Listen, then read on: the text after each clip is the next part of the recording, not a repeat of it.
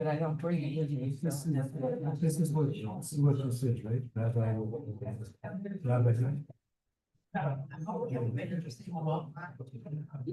It's the one with the I love her. Oh, yeah. Oh, I love that. Excuse me, I need to go. Yes.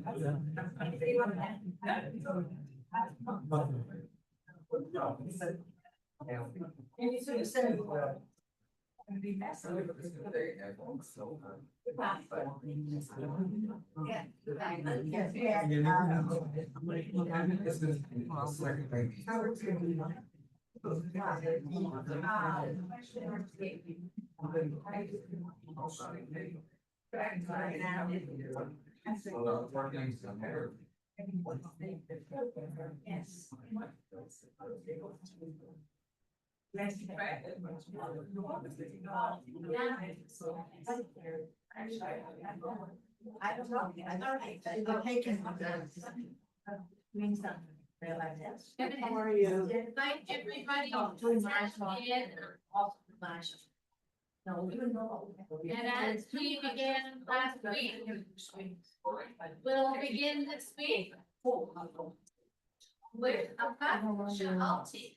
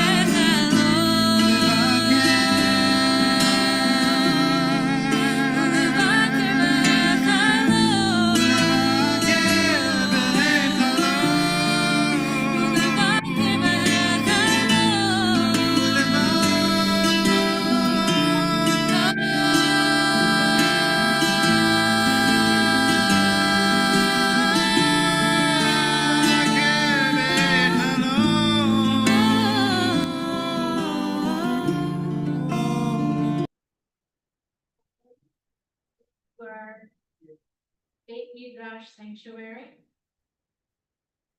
So good to see you, return customers. So good to welcome some new customers, at least new to me, for this week. So we are studying spiritual conditioning for the month of Elul. For those of you who were less for this, we are gonna use from last week. So if you were not here last week, please let me know. Here's another one. Pass it up. And I'm gonna be putting it on the screen. If you don't have a copy.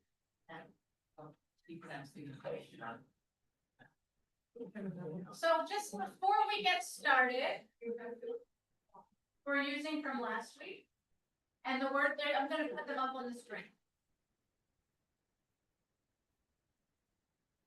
So we spoke last week. I wanted just to do a teeny bit of review. We spoke about how we are going to ready ourselves for the month of Elul.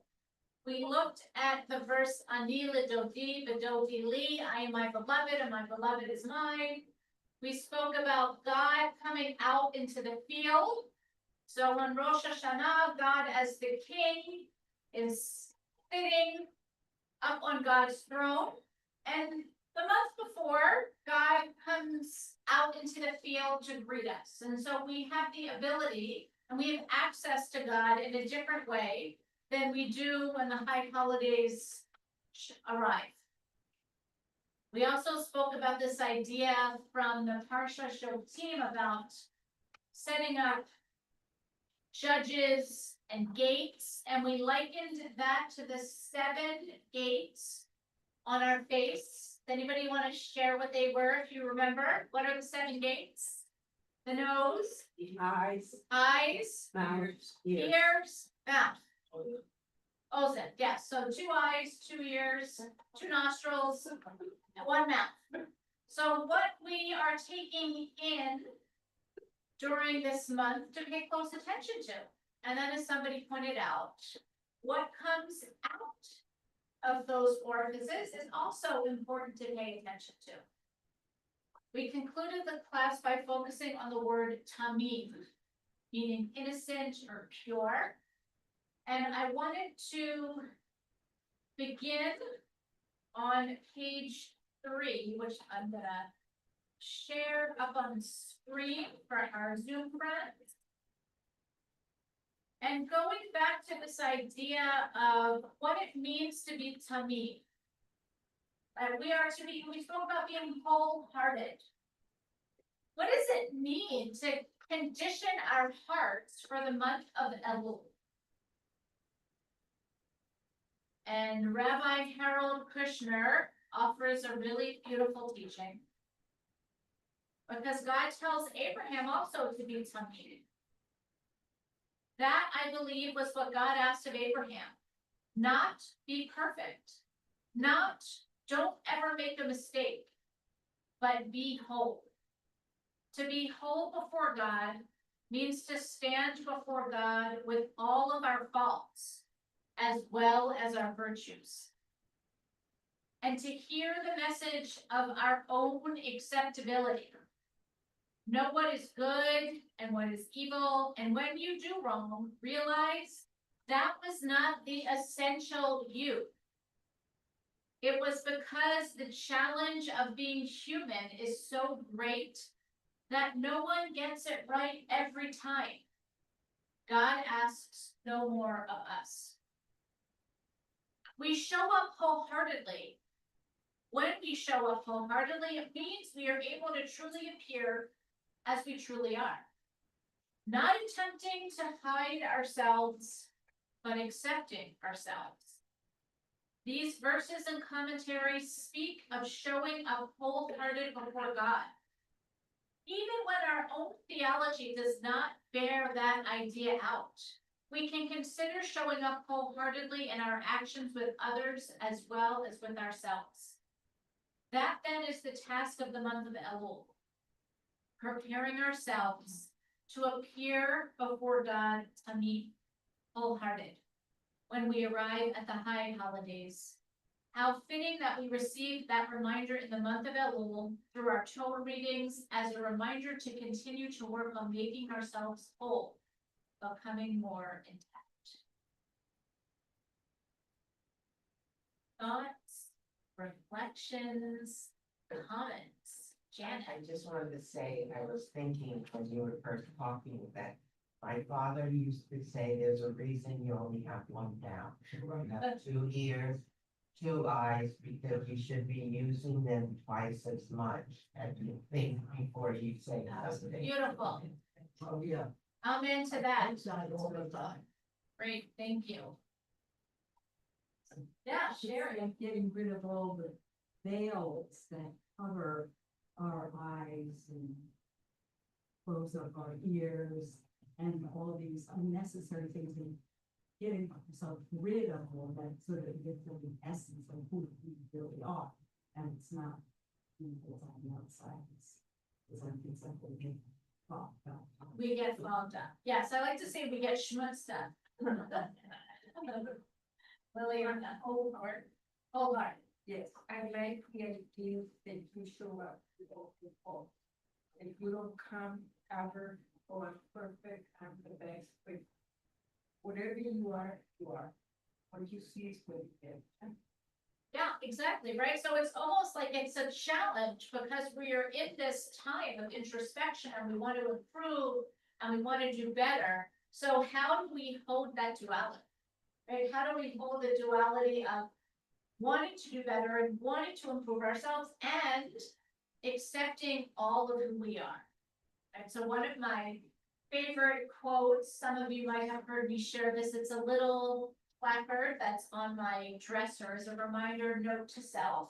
We can be both a masterpiece and a work in progress simultaneously. We can be both a masterpiece and a work in progress simultaneously. And so I feel like that is part of the message also of Elul through this teaching from Rabbi Krishna. Right? We show up when we say, I'm gonna be wholehearted. I try my best to always do what's right and won't always succeed. So I'm gonna show up with my, as my children will tell me, my instigatory nature. I like to say things that are gonna just, see what their response is. So I try really hard to curb it. And I think I'm being funny. It might not be coming across as being funny. I accept that. I'm gonna improve it. I'm gonna show up as my full self. Be a little bit more discerning.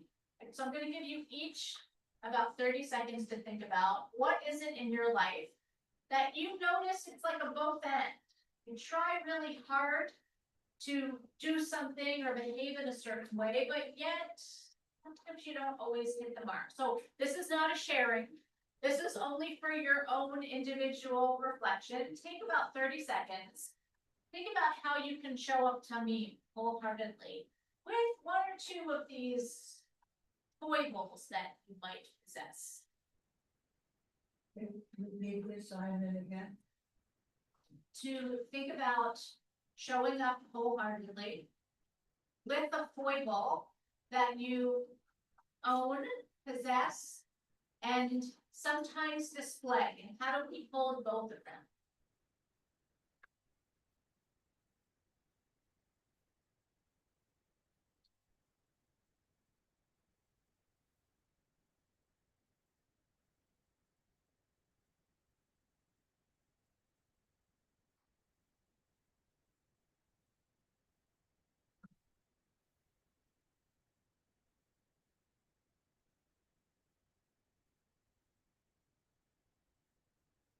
I'll invite you to continue to sit with that over the next couple weeks or months or years, depending on how much time you would like to devote to it.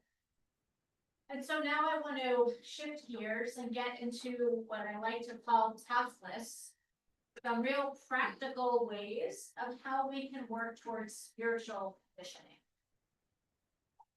So this comes from the book, This Is Real, and You Are Utterly Unprepared by Rabbi Alan Liu of blessed memory. It is an outstanding book if you are not familiar with it. This is real and you are utterly unprepared.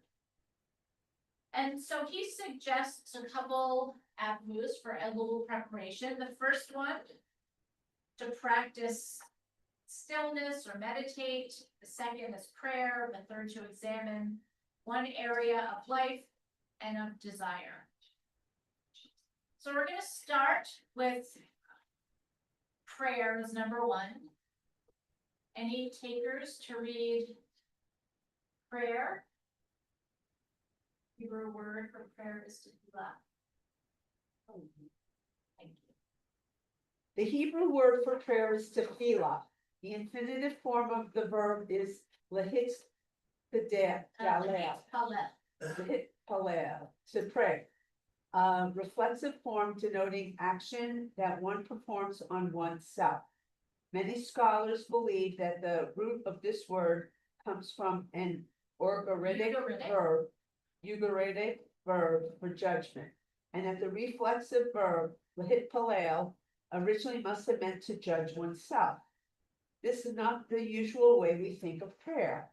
Ordinarily, we think we should pray to ask for things or to bend God's will to our own. But it's no secret to those who pray regularly and with conviction that one of the deepest potentials of prayer is that it can be a way we come to know ourselves. You want me to say the serenity prayer? God grant me the serenity to accept the things I cannot change, the courage to change the things I can, and the wisdom to know the difference. Pastor Richard D. Buer, 1951. So for how many of you is this understanding of prayer new or not? Very new? Not new. Great. So we have a mix. We have some that's new to them, some you're familiar. So if you were going to offer a prayer to God, lahit paleling, right? I'm turning that into an English verb. Like if you wanted to judge yourself reflexively,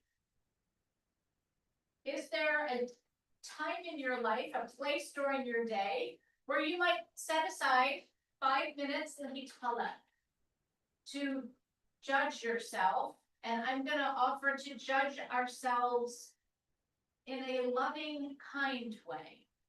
Not in a, I can't believe what's wrong with you, Amy. Why did you do that again? But in a, that really didn't land the way that I was hoping it would. And so how can I do better next time? What was my trigger in this moment? I'm going to judge myself with kindness and with compassion.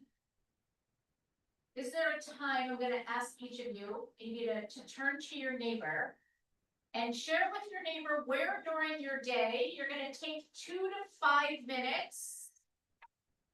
Where might it fit in during your day? Morning, your shacharit, your morning prayer, your mincha, your afternoon prayer, your evening, arvit, ma'ariv prayer. So turn to your neighbor for about 15 or 20 seconds. Think about where you can insert this idea, each palel, into your day. I was going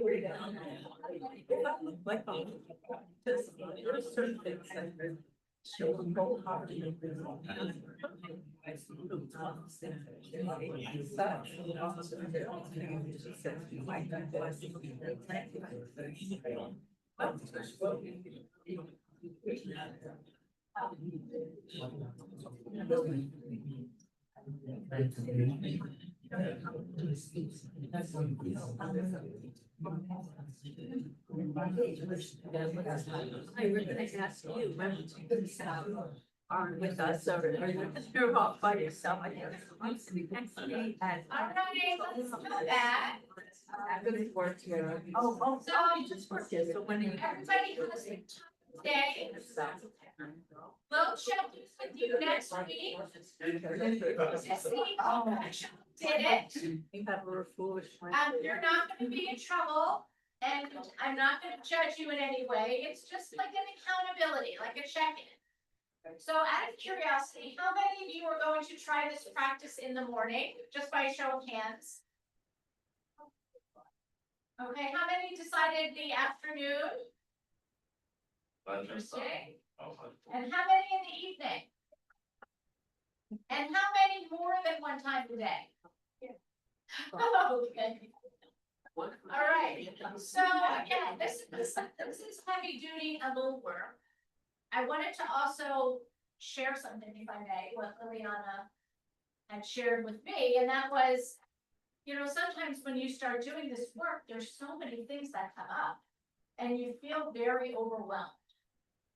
And so her wisdom was just focus on one. And just focused on one thing.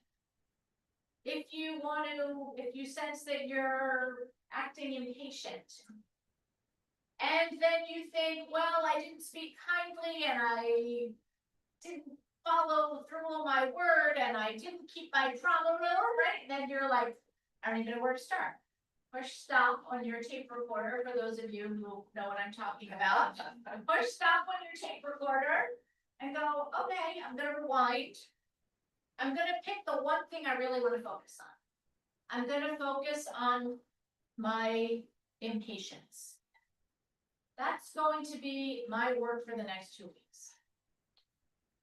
Yes, So I don't have time. I didn't decide that I would day, but when I was young, during Slichot, that was the time that I was doing that, but it's not the whole year, it's only 30 days right, period during Slichot. yes. That's all.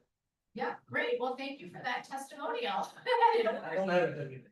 Yeah, that's okay. This is, you know, better something than nothing. And traditionally, we have Slichot, which are the penitential prayers during the month of Elul. And this is really the time where we are beseeching and asking for forgiveness. And so it makes sense that this is the month that we do this work.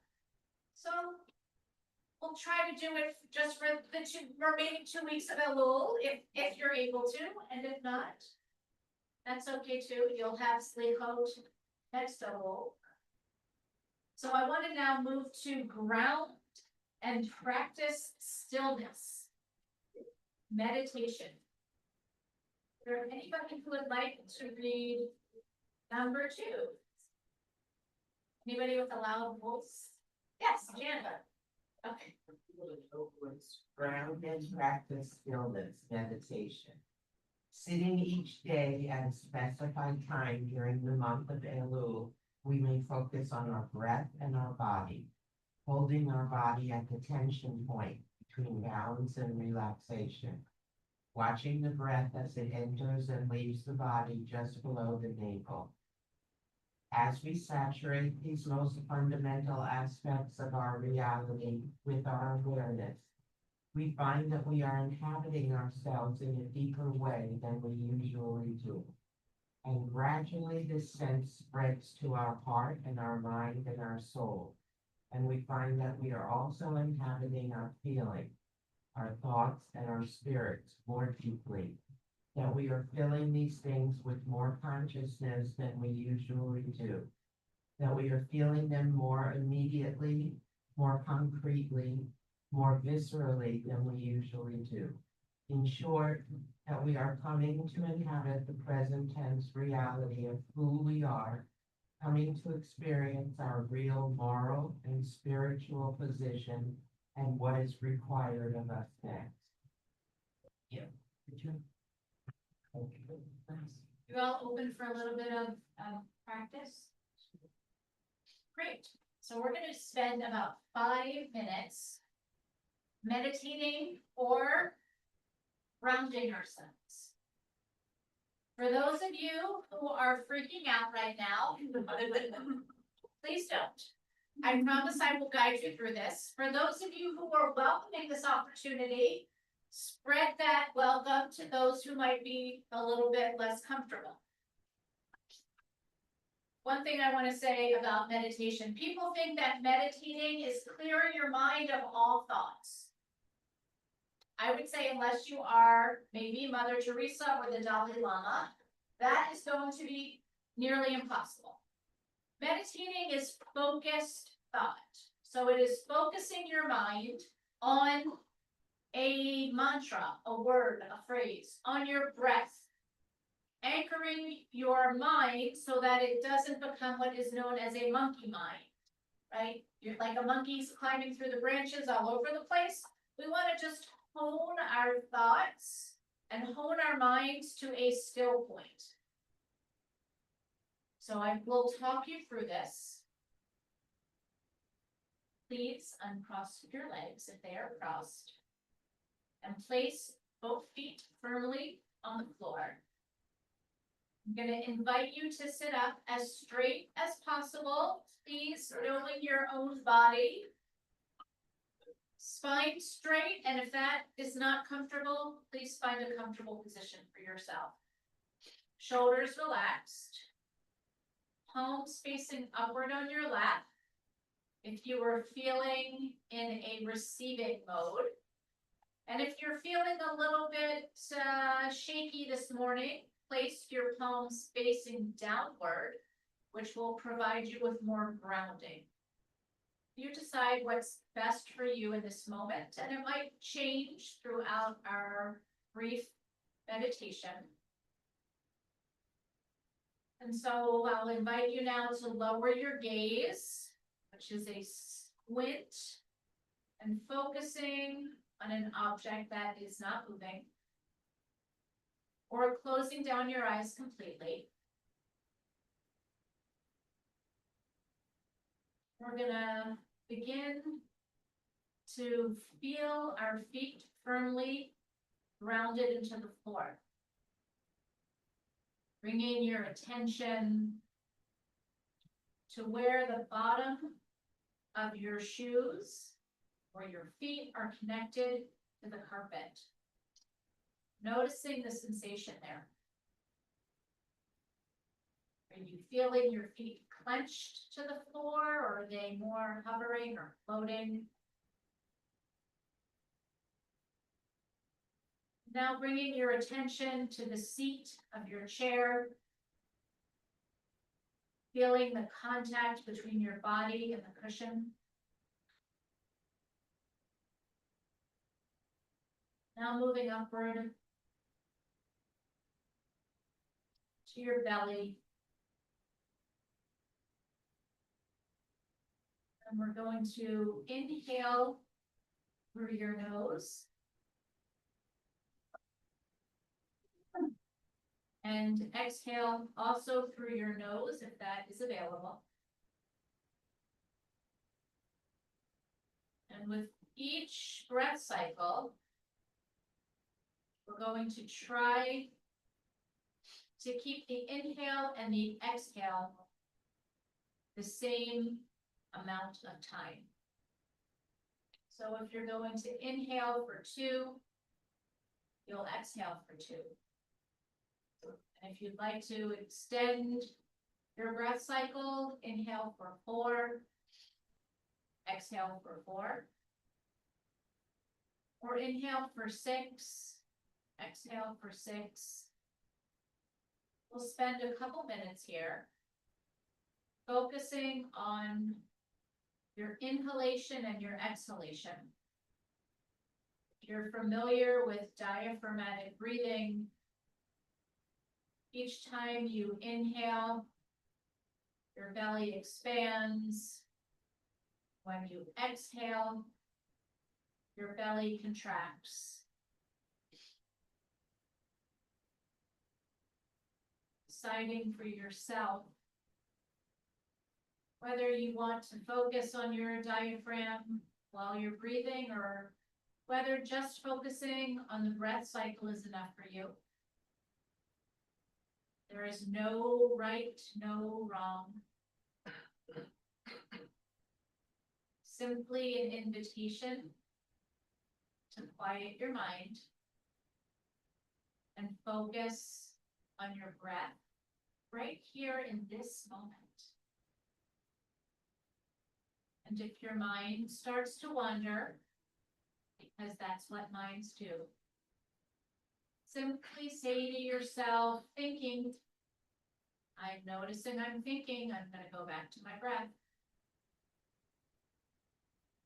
We'll stay here together in silence for about a minute or so. Breathing deeply and intentionally.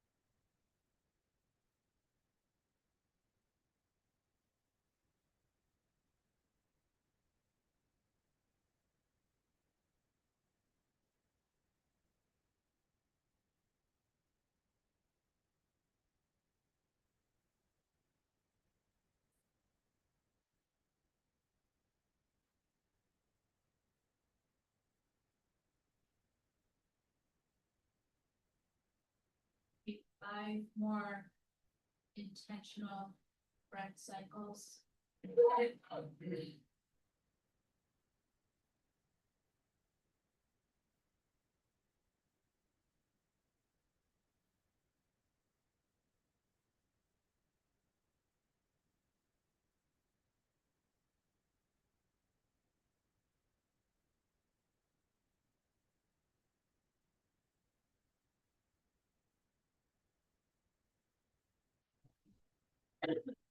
Inhaling deeply through your nose. Exhaling completely through your mouth. Gently tapping your toes. Wiggling your fingers. Opening your eyes.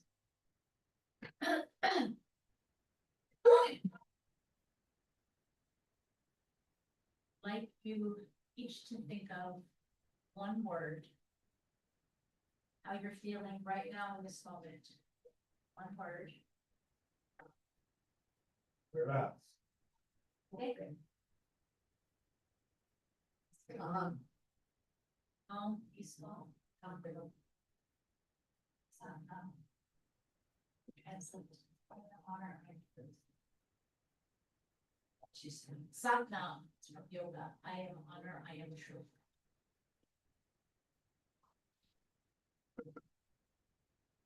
Enter. Mindful. Mindful. Relax. Relax. Relax. Relax. Peaceful. Winker. Weaker? Winker, yeah. Your body is relaxed. Okay, so again, noticing, might this be a practice that you would find helpful as you are spiritually conditioning for Elul? If you have a question that you are unsure about what to do, this is a great technique. Get quiet. Find a space in your house. Find a place outside. If it's before 8 a.m. or after 7 p.m., at least till it starts to cool down. or go to the beach and sit with yourself. Remembering what we just spoke about earlier with being tamid, with being pure and innocent and wholehearted. So when we sit quietly, we also open ourselves to accept the fullness of who we are. We sit quietly, mindfully, meditating. For those of you who say, well, you know, I can't meditate, I can't sit still long enough, there are also meditations that are walking meditations.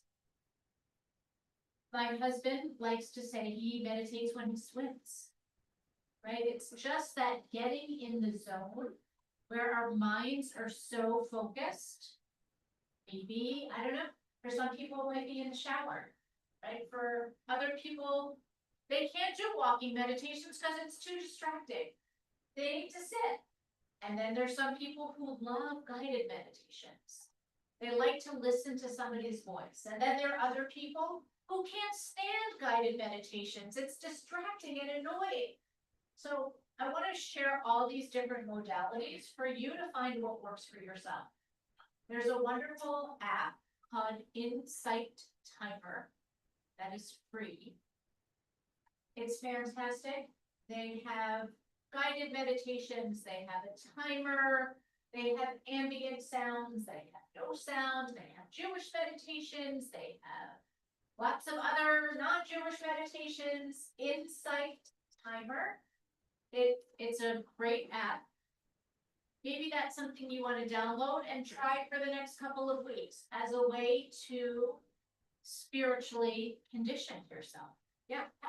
INS or INC? INS, Insight Timer. Timer? Timer, INSIGHT, TIMER. Can you speak louder, please? One thing I don't understand is that there's 365 days a year. Yes. Why are you only going to, why do you prepare for what? You live the whole year round. Why do you prepare for the whole year round? I promise I did plant Liliana here to ask this question. For those who didn't hear, she said, why are we just preparing for Elul when it's 365 days in a year? And why are we doing this all year round? Yes. Yes is the short answer, right? And I'm sorry, you don't have a name tag, so I don't know your name. I'll choose so. So as Saul said, he used Slichot as the month for preparing. That's traditionally the month in the calendar, and there are many other practices, for those of you who are familiar with Musar, where you study different character traits about yourself. A little plug tonight, 6:30 to 8:30 p.m. Myself and Amy Appel are going to be leading a Musar and movement class where we study a Musar trait. We're going to be looking at AWE, Yira, which is also translated as fear, as we approach the Yamim Noraim, the days of awe. And then we have an hour of yoga, a little nash, and then 45 minutes of Musar. That is the commercial break. I'm going to go back now to the question that Liliana asked. And yes, we absolutely can. And I tried really hard to remove the word should from my vocabulary, but sometimes it sneaks in. And I believe that we should be doing this work all year round. No, it's a process, right? It's not just something that we do now. Now it's heightened, right? So, hang on, I want to take your question. It's the woman. It's not just women. Oh. Men are allowed to come too. It's sponsored by Sisterhood, but it's for all genders. 6:30. 6:30. 6:30 tonight. Yes. Bring a mat. Yes, bring a yoga mat. Can we apply this Elul preparation the whole year preparation? Yes. We can fly with it. Yes, exactly. We can apply this Elul preparation really to our whole lives. And, you know, I just finished working on a very interesting project with one of my rabbis slash professors. It is called the cycles of Teshuvah. The cycles of, as I mentioned last time, repentance is how it's often translated. I prefer return or recalibrating. There are cycles of Teshuvah built in to the Jewish calendar every single day. So maybe that'll be another course that I'll think about offering, because we have cycles of Teshuvah every night when we recite the bedtime Shema. We ask forgiveness for anybody who might have harmed us, for anybody we might have harmed. Then there's a special Teshuvah process on Thursday night before Shabbat. Then there is monthly Teshuvah, and then we have this yearly Teshuvah. So Shamati, I hear you. I will mention perhaps looking at this, the cycles of Teshuvah, because it's a really fair question, right? And the flip side to that is it's hard to be in this space all the time, right? I'm going to be honest. It's really hard. It's not easy to do this work. And so for us to think about working at this level all the time, it might feel like a whoa, you know, that's a little bit too much for me. I can focus for a month. I can really put my energy, sink my energy into this month. And then I need a little bit of a break. So I'll go into Rosh Hashanah, right? But I do need a little bit of break to give myself some space. So again, you know, it's really for each of you to decide. We do have these cycles, which I think are beautiful, that are set up within the Jewish year, the daily, the weekly, the monthly, the yearly. And it's nice to also be able to take a bit of a break after we have all this work of the Elul prep and the high holidays. Then we move into the month of Cheshvan, which has no Jewish holidays except for Shabbat. And it's referred to as Mar Cheshvan, bitter Cheshvan, because we're upset. We don't have the ability to celebrate. And I think, as someone who prepares and cooks and does teachings, that I'm like, thank God Cheshvan is here. But that's my own personal little, you know, breather. Again, a lot of this is for us to figure out how we tap into the richness of our tradition and to utilize the tools that are offered to us. Any other thoughts or questions before we move into? Yes. Say, for me, it's not worth it, all this effort preparing for a move, and then says, okay, I'm gonna work it in the closet, and then wait till next move to start all over again. That's me, you know, so I feel like, why don't I the whole year somehow? I think you missed this point. Yeah. When you do Cheshbon Net, when you do Cheshbon Net, so Yes, accounting of the soul. your soul, and you find something that you want to improve. Yeah. You don't close it at the end of the door. You continue this until next year you find another. So if you do this ritual, you constantly improve it. You don't go back to your bad habit. Correct. Speak for yourself. I think we have that. So I like to think of, I can, again, just speak for myself in my own experience, is that when I find something I'd like to work on, and I think, okay, I'm in a comfortable place with it, it's almost like my life is like a spiral curriculum. There are any educators in the room, right? It's like you spiral and you come back to it. So I can't even think of an example. Let me just make something up. Tornado. Let's say, I used to yell. I was a big yeller, which is actually not the case. So that's why I'm going to use it. So I yelled a lot, and I really worked during my Elul to not yell so much. And I finally got to a place where I was comfortable, and then things started happening during the year that started triggering me, and I started yelling more frequently. And I was like, wait a minute, right? So it's like, I come back, it's always this sense of coming back to what it is we are here to learn. My personal belief is that our souls have a spiritual curriculum. And there are things that we are here to learn. And we get it, and we do fine, and then it comes back, right? It's like, I already went to therapy about that. Why do I have to go back? Right? I'm working on it and it keeps presenting itself, and it's okay. It's just something that we are aware of. But once we feel like we're in a good place with whatever that element is, then we can move on to something else and say, here's another element. So correct, it's not as if we do the work and then go back to the bad habit, right? We do the work with the intention of sticking with it, but also being kind to ourselves and noticing that this is my life's work, right? I am working on emunah, on faith. I'm working on having faith. And I really, really, really have faith, and then something happens to me, and I totally get thrown back and go like, nope, I don't have any faith. And I go, okay, here I am again, spiritual curriculum. Thank you for the opportunity to renew my faith again. Right? Instead of seeing ourselves as, why did I fall off the wagon and what's wrong with this? Like, okay, thank you for the opportunity. I am grateful for the opportunity to practice my faith again based on this life experience. So yes, thank you for adding that. We're going to keep our good Elul habits to the best of our ability, knowing that things might come back. Yes. For yourself again.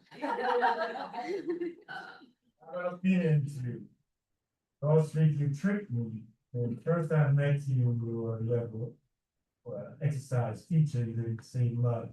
So last week I haven't heard you, I said, wow, maybe she must be teaching somewhere to have this distinct quality voice. I was expecting it, or you. Well, thank you. I'm sharing my voice. Can you keep like a library of resources inside that you can use when it comes out again? Yes, can you keep a library of Your experience. Yes, so all of these are different tools that you can use, right? So depending on what is triggering for you. You could start with, maybe you want to play that Achat Sha'alti, right? That song that we started with, right? So there's prayers, there's meditation, there's groundedness. So let's look at this next one, examine one area of life. Actually, you know what? I think I'm gonna skip that. You're just gonna take that home. And I want to move on to something else. This, I feel like we've done a lot of talking about this, so that basically is to find one area of your life, but we've been talking so much about that, I don't want to belabor the point. And I always love teaching the Baal Shem Tov, Hasidic Rebbe, 18th century, founder of the, oh, they should be coming down. No, they'll come down. Okay. I'll walk them over. Yeah, you can just walk them over. Great, thank you. Oh,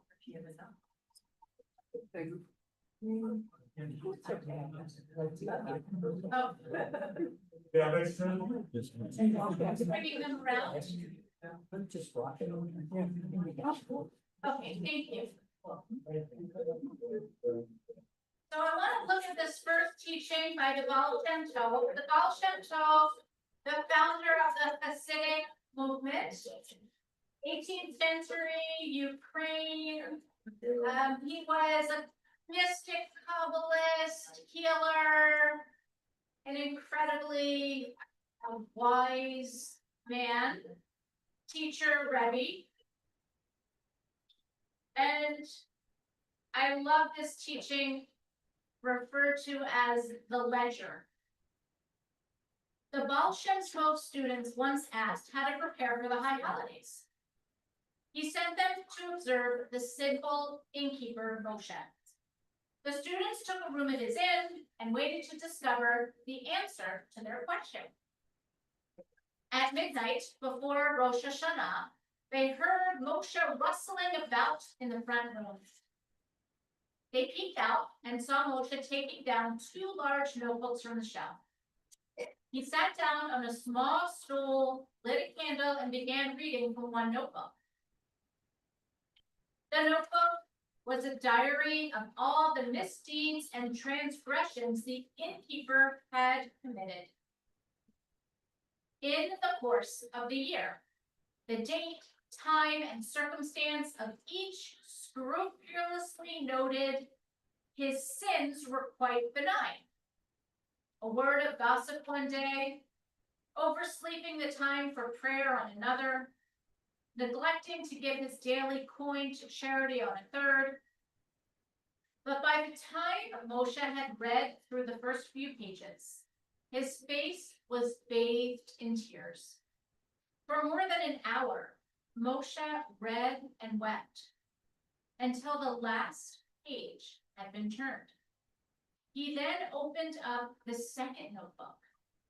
This too was a diary of all the troubles and misfortunes that had befallen him in the course of the year.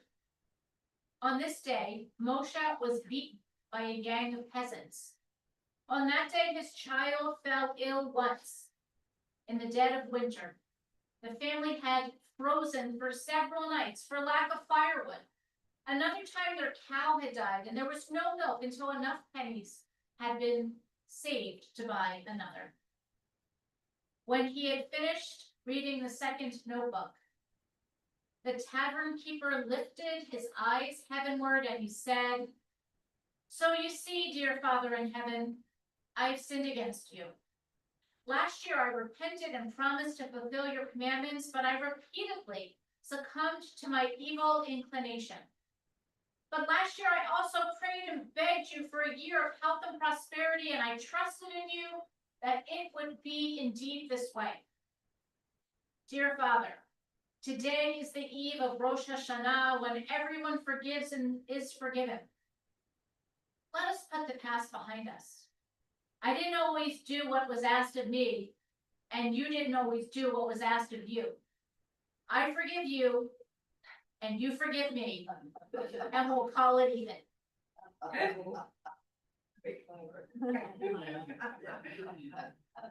that's a good ending. Now that's a good ending, right? Okay, so here's what I would like you to do. I'll give you the option. Either you can do this in Chabruta with the study partner next to you, or you can do this on your own. I'd like you to make a list on your own. If you were going to write a ledger, you can just do 5 things, 3 things, 10 things, whatever's on your mind, of what you didn't do that you said you would do, and what God didn't do when you had asked God for something, or something that happened in the world, might not be personal.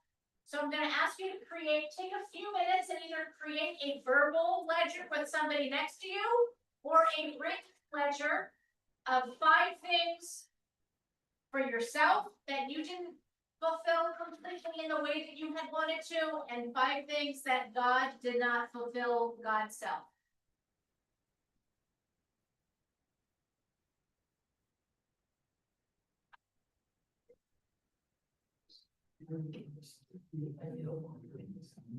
There should be room on the bottom of the 3rd page if you need a place to write.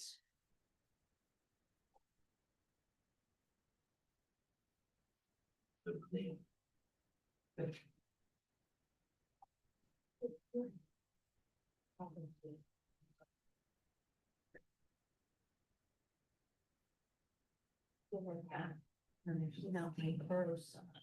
Let me show them.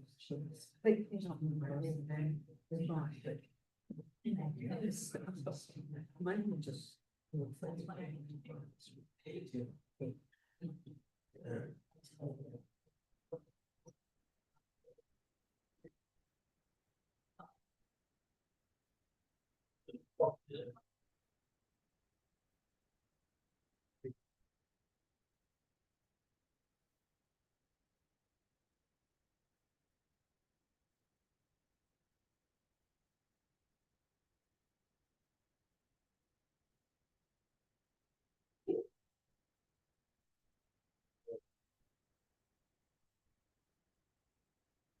Take just about another minute.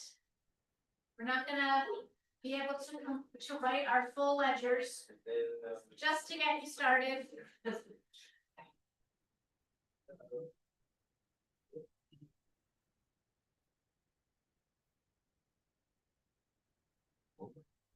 That's fun.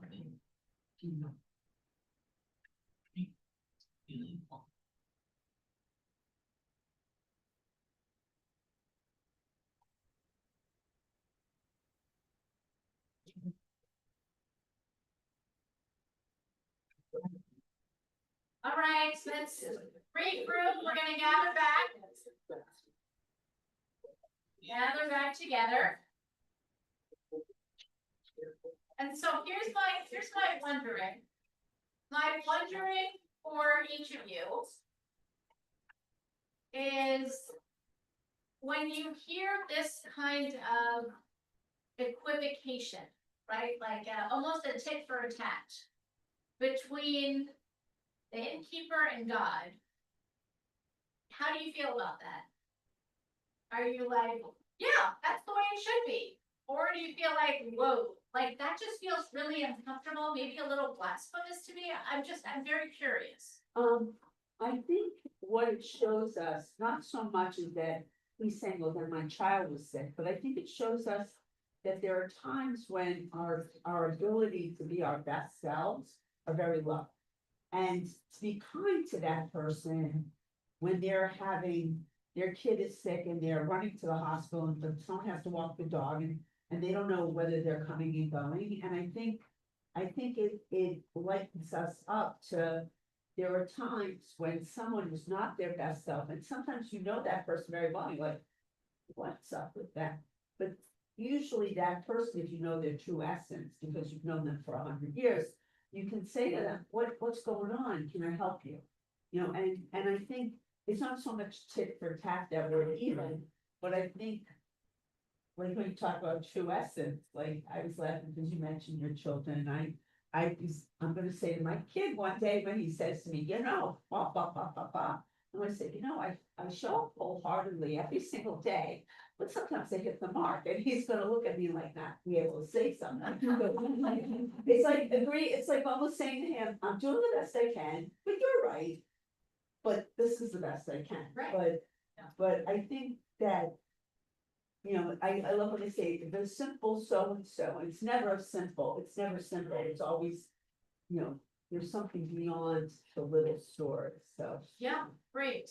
I'm gonna. Yes. A little something about everything. Yes. When my son was in the hospital in Miami and I was too emotional to drive every day, I barely knew her.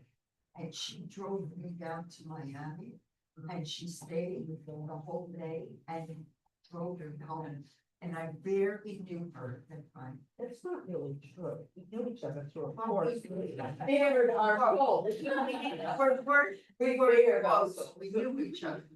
Right. Course, That's and whatever. Oh, right, so you. And she just stepped in and I was overwhelmed with her kindness.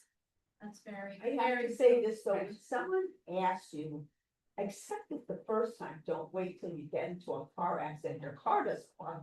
That's, you know, like if Yeah, I'm just gonna say, if someone offers, allow them to do, if someone offers you something, allow them to do it. yes, That's- yep, beautiful, yeah, Marilyn. Yes, Finding it, yes, what God had with that. I think it's still going to in 2 minutes, yes, please. A disappointment. That we will just. Louder. I'm sorry. Sometimes I feel what God hadn't done was allowing people to be alive, allowing justice and lack of compassion. Those attributes of humanity that I don't appreciate. I was wondering about. Yeah, I totally hear that. Yes. So I guess the question, at least looking at what is written here, is it seems to be more personal than it is collective. Right, so maybe, I asked God, I prayed that I got this job, this new job, and it didn't come through. And so that's specifically what would go in this ledger. Not necessarily, I prayed for the end, for a resolution to the Middle East conflict, and you didn't show up. So I think it's very specific to the individual. So it's an individual process, yes, but thank you for bringing that up. Yeah, Debbie. What was the times that God didn't give us what we want, speak and ask for it, like, because it is individual. And he's not gonna solve what he wants problems, but he can help you. That God can He'll help. help you internalize it and change how you react to it. That maybe we can change our reaction to something. Right. Yes, so I know we have to finish, so I'm just gonna throw one other controversial thing out, and then we'll have to talk, you have a week to think about it. But in thinking about this, there is another stream of Jewish thought that is referred to as hashgacha pratit, which is divine providence. And it means that God, again, I'm not saying I ascribe to this, I'm sharing a Jewish thought, that God is in control of the world. Everything is happening for a reason, and so if I didn't get that job, there must have been a reason that I didn't get the job.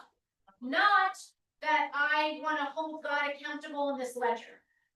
So again, that's what I love so much about our tradition, is you can find gam v'gam, also this and also this. You can have your own ledger and say, you know what, God, I'm really upset with you that you didn't come through. Here's what I need to do. And we can also, remember, we're practicing holding duality. I'm really disappointed in you, and I'm gonna trust that there was something else behind the way this did or did not unfold. So how do we hold both at the same time? Welcome to being Jewish. Right? We are both and, not either or. So I thank you. Oh, last comment? There's also Also the benefit of the doubt. Yes.